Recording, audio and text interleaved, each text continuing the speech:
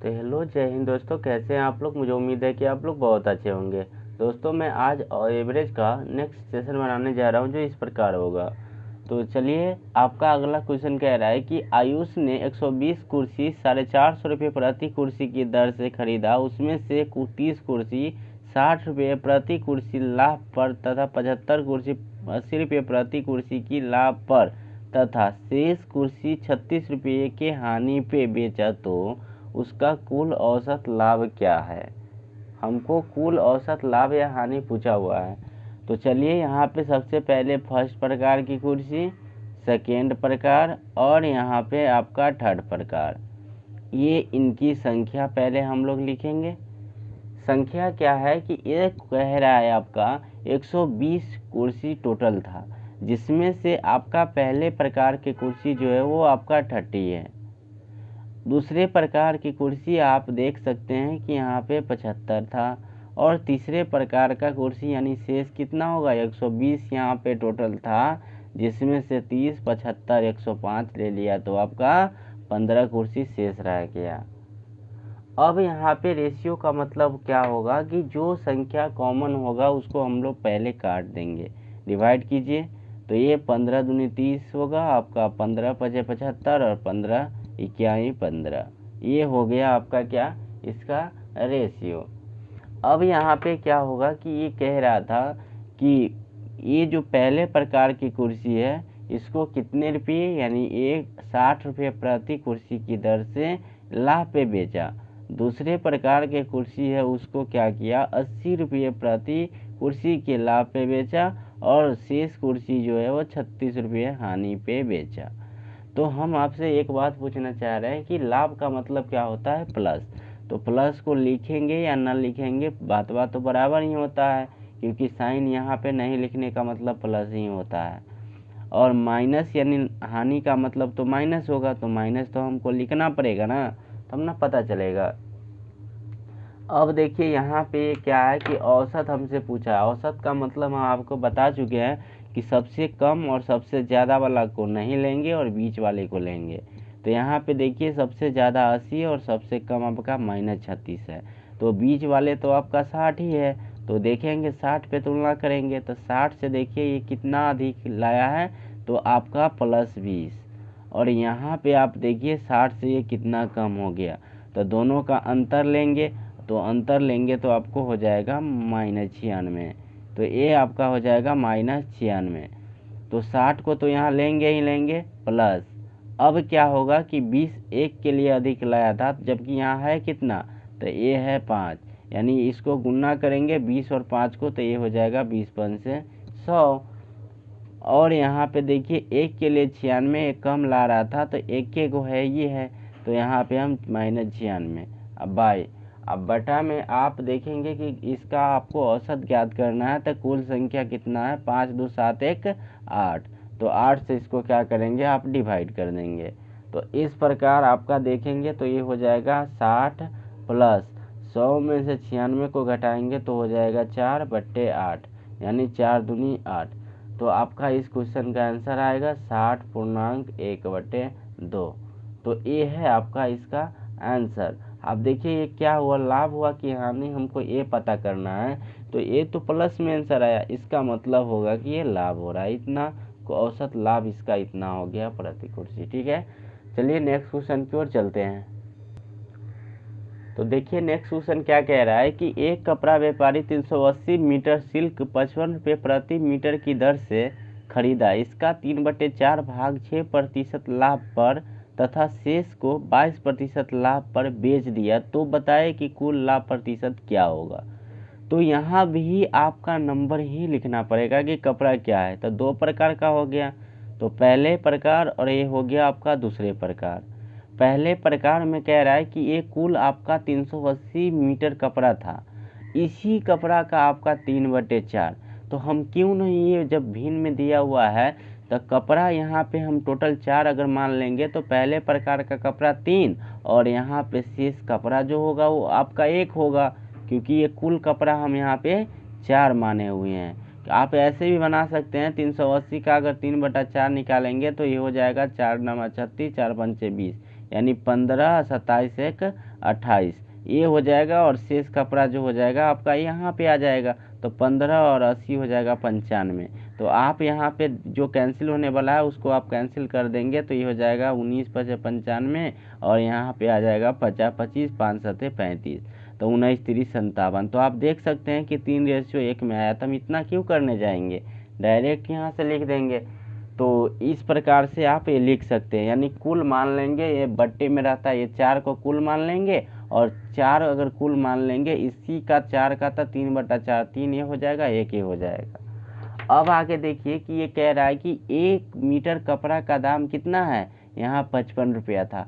तो यदि 55 से आप इसमें मल्टीपल करेंगे और 55 से यहाँ मल्टीपल करेंगे तो ये दोनों तो डिवाइड ही हो जाएगा, तो इसमें मल्टीपल करने से कोई फर्क नहीं पड़ने वाला है।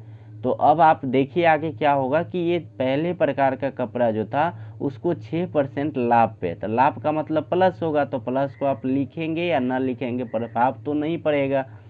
अब आप यहाँ शेष कपड़ा जो था उसको 22% लाभ पे इसको बेच दिया, तो 22% लाभ इसको लिखेंगे, तो ये भी प्लस में होगा। अब कह रहा है कि टोटल कपड़े पर कितने % का लाभ हुआ, तो लाभ यानी कुल निकालने के लिए क्या करेंगे, सबसे कम वाला लेंगे अगर 2 गो रहेगा तो आपको देखना होगा कि 6 से ये कितने अधिक लेके आया, तो ये 16% अधिक लेके आया, तो ये 6 प्लस अब 16% अधिक लेके आया कितने के लिए, 1 के लिए, तो 16 गुने 1 करेंगे तो 16 हो जाएगा। और एवरेज ज्ञात करना है तो कुल संख्या से डिवाइड करना होगा, तो यहाँ पे 3, 1, 4 से डिवाइड कर दीजिए, तो ये कुल आपका इतना % आएगा। तो ये देखिए 4 चौका 16 हो जाएगा, 6 और 4 10, यानी 10% आपको कुल इस पर लाभ होगा। तो आई होप दोस्तों, मुझे उम्मीद है कि आपको ये भी क्वेश्चन अच्छे से समझ में आया होगा। चलिए नेक्स्ट क्वेश्चन की ओर चलते हैं। तो देखिए आपका नेक्स्ट क्वेश्चन क्या कह रहा है कि एक व्यक्ति ने 1000 रुपये 4 भागों में उधार देता है, यानी इसके पास 10,000 रुपये था, तो इसको 4 भागों में क्या किया कि इसको उधार दिया। अब पहले भाग आपका 4 भाग है, तो पहले 4 भाग को लिखेंगे, पहले, दूसरे और तीसरे और चौथे, ये हुआ 4 भाग। कह रहा है क्या कि पहले भाग 2000, तो यहाँ पहला भाग 2000 है तो 2000 लिखेंगे। अब यहाँ पे क्या किया, दूसरा भाग 4000 है तो आप 4000 लिखेंगे, और तीसरा भाग आपका 1400 है तो 1400 लिखेंगे। शेष धन, तो देखिए 2000, 4000, 6000 और 1400, यानी 7400 रुपया। अब 7400 रुपया यहाँ पे ये क्या किया कि ये डिवाइड कर दिया, उधार दे चुका है। अब यहाँ पे इसके पास टोटल 10,000 था, तो 7400 तो ये दे दिया, तो अब इसके पास 2600 रुपया और शेष रह गया, तो ये शेष धन हो गया 2600। रेशियो का मतलब आप जानते हैं कि रेशियो में कोई भी संख्या को आप लिखने के लिए जो भी कॉमन होगा उसको पहले हटाएंगे, तो 2 0 से 2 0, 2 0 से 2 0, 2 0 से 2 0, ये हो गया कैंसिल। फिर अब यहाँ देखेंगे 2 से कैंसिल होने वाला है, यानी 2 से 10 और यहाँ पे 2 से 20 और यहाँ पे आ जाएगा 2 से 7 और ये आएगा 2 से 13 आ गया आपका यहाँ पे इसका। अब 13 आ गया तो ये क्या होगा कि ये कह रहा है कि पहले प्रकार का धन जो 2000 था उस पर 8% और दूसरे प्रकार पे 7.5%, यानी यहाँ पे आप लिख सकते हैं कि पहले प्रकार है उस पर आपका 8%, दूसरे प्रकार है इस पे 7.5% और तीसरे प्रकार है उस पर आपका 8.5% और शेष धन जो था यहाँ पे 9%, ये प्रकार हो गया। कह रहा है कि कुल इस पे ब्याज प्रतिशत क्या होगा, हमको ये फाइंड करना है। तो आपको यहाँ पे देखिए 4 प्रकार के यहाँ पे दिया हुआ है, तो कुछ भी नहीं करना है कि आपको सिंपल से हम बताएं कि जो सबसे अधिक होगा उसको और सबसे कम होगा उसको पहले ही छोड़ देंगे। तो इसको पहले नज़र में ही छोड़ेंगे, यानी सबसे कम आप देख सकते हैं यहाँ पे 7.5 है और सबसे अधिक आपका 9 है, तो इसको पहले हम लोग छोड़ देंगे। ऐसा नहीं है कि आप अधिक वाले लेंगे या कम वाले लेंगे तो आपका आंसर नहीं आएगा, लेकिन यहाँ पे बीच वाले लेने पे क्या होगा कि माइनस प्लस का आता है, तो वो आपको सुविधा होता है इसको डिवाइड करने में। चलिए तो हम 8 को ले लीजिए या तो ये लेंगे, 2 को आ गया तो दोनों में से कोई भी ले सकते हैं। तो चलिए हम लेते हैं यहाँ पे किसका, 8 को ही ले लेते हैं। तो 8 से आप 8 को लेंगे यदि, तो देख सकते हैं 8 से ये कितना आपका कम हो गया।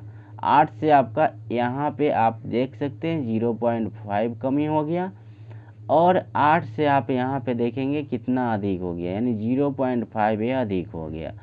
और इसी 8 से आप यहाँ देखेंगे कितना अधिक हो गया, यानी 1 अधिक हो गया। तो अब इस प्रकार के क्वेश्चन को आप क्या करेंगे कि 8 तो लेंगे प्लस, हमेशा प्लस लेंगे। अब प्लस लेने के बाद क्या होगा कि 1 के लिए यदि ये क्या किया 0.5 कम लाया, तो जबकि यहाँ है कितना है आपका 20, तो 20 के लिए आप यहाँ फाइंड करेंगे तो आपको 10 आएगा, यानी कि यहाँ -10 हम लिख सकते हैं। अब यहाँ 1 के लिए यदि यहाँ पे 0.5 ये हुआ अधिक ला रहा था, तो जबकि है 7, तो 7 बचे 35, यानी 3.5 हो जाएगा ये सभी के लिए। अब यहाँ पे 1 के लिए ये अगर 1 अधिक ला रहा है, तो 13 के लिए कितना अधिक लाएगा, 13 अधिक लाएगा। अब जानते हैं कि संख्या का एवरेज ज्ञात करना होता है तो कुल संख्या से आपको डिवाइड करना पड़ता है। तो 10, 20, 30, 30 यहाँ पे 37, 40, 10, 50, यानी ये आपका यहाँ पे 50 आएगा टोटल। तो आप इस संख्या को 50 से डिवाइड कर देंगे। तो डिवाइड करने के बाद आपका क्या होगा वो आप ध्यान देंगे। डिवाइड करने के बाद आपको 8 यहाँ पे था, इसको देखिए 13, 3, 16 आप ये आपको 5, यानी 16.5 है। अगर इसको माइनस करेंगे तो आपका प्लस में आएगा, तो ये हो जाएगा आपका कितना 6.5 बट्टे आपका हो जाएगा 50, ये चीज़ होगा। तो आप यहाँ पे इसको क्या डिवाइड करने वाले हैं, 1 पॉइंट हटाएंगे तो ये हो जाएगा 10, और यहाँ पे आपका 5 से 13 और यहाँ 5 से ये आ जाएगा 10। तो आप यहाँ इसको सोल्व करेंगे तो हो जाएगा ये 8 और ये 100 हो गया, 10 दाई के 100। तो जानते हैं कि 2 अंक अगर यहाँ पे 2 अगर 0 होगा बट्टे में, तो 2 अंक पहले दशमलव देंगे, तो ये हो जाएगा 8.13, इतना % इसका टोटल आ जाएगा। ये क्या ब्याज दर, यानी दर इतना आ जाएगा। तो आई होप दोस्तों, मुझे उम्मीद है कि आपको ये भी क्वेश्चन समझ में आया होगा। दोस्तों आपको अगर सेशन अच्छा लगा हो, अगर लग रहा हो, तो आप इस चैनल को सब्सक्राइब कर लीजिए और लाइक शेयर कमेंट करके ज़रूर बताइएगा। मैं कोशिश करता हूं दोस्तों कि आपको जो भी क्वेश्चन इसमें ऐड करूं आपके एग्ज़ाम के व्यू से काफ़ी इम्पोर्टेंट हो। एक भी इसमें आलतू फालतू क्वेश्चन ऐड नहीं करता हूं। तो चलिए नेक्स्ट क्वेश्चन की ओर चलता हूं। तो देखिए आपका नेक्स्ट क्वेश्चन क्या कह रहा है कि सुमित्रा ने प्रथम 7 परीक्षा में औसत 60 अंक प्राप्त किए और 8वीं परीक्षा में वह 27 अंक प्राप्त किए, तो बताए कि कुल औसत अंक क्या है। तो आपका यहाँ देख सकते हैं कि ये पहले परीक्षा जो हुआ था प्रथम, और यहाँ पे द्वितीय परीक्षा हुआ। तो प्रथम परीक्षा हुआ जिसमें आपको 7 परीक्षा हुआ था, जिसका औसत प्राप्तांक कुछ इस प्रकार दिया हुआ था, और द्वितीय परीक्षा हुआ जिसमें एक ही परीक्षा हुआ यानी 8वीं। उसमें क्या हुआ कि पहले वाले परीक्षार्थी जो था उसमें उसका औसत यहाँ पे आपका कितना था, ये था आपका 60, और ये एक ही परीक्षा हुआ था 8वीं जिसका औसत आपका 27 दिया हुआ था। तो आपको क्या कहा है कि कुल इसका प्राप्तांक क्या होगा, औसत प्राप्तांक, कुल का मतलब औसत। तो आप यहाँ पे दो तरह से बना सकते हैं, या तो कम वाले ले लीजिए या तो अधिक वाले ले लीजिए। चलिए मैं कम वाला ले लेता हूँ। तो यहाँ पे आपका 27 से 60 की तरफ जाएंगे कि कितना अधिक ये लेके आया है। तो आप जानते हैं कि जब अधिक लेके आएंगे तो औसत बढ़ेगा। तो अब यहाँ पे क्या होगा कि कितना अधिक लाया, तो ये लाया है आपका 33। तो 1 के लिए यदि 33 अधिक लाया तो इसके पास है कितना, है आपका 7। तो देखिए हम आपको बता रहे हैं कि इस प्रकार से आप करेंगे तो आपका गुणा करने में थोड़ा सा प्रॉब्लम हो सकता है, तो हम क्यों नहीं आपका कम वाला ही ले लेंगे। तो यहाँ पे क्या करेंगे, 60 से ये क्या हुआ कि कितना एक कम लेके आया, तो 60 से ये आपका 33 कम लेके आया। तो लेंगे यहाँ पे 60 प्लस यहाँ पे ये 33 कम लाया 1 के लिए, और एक संख्या है तो ये -33 होगा, और हमको ज्ञात करना है एवरेज। तो 7, 1, 8 से इसको डिवाइड कर देंगे, तो ये डिवाइड कर देंगे। अब आपको यहाँ पे क्या होगा कि ये 60 प्लस, यानी माइनस है, प्लस माइनस तो माइनस हो जाएगा, और 8 चौका 32 पूर्णांक 1/8। तो इसको आप हल कैसे करेंगे, तो आप जानते हैं कि इसको हल करने के लिए आप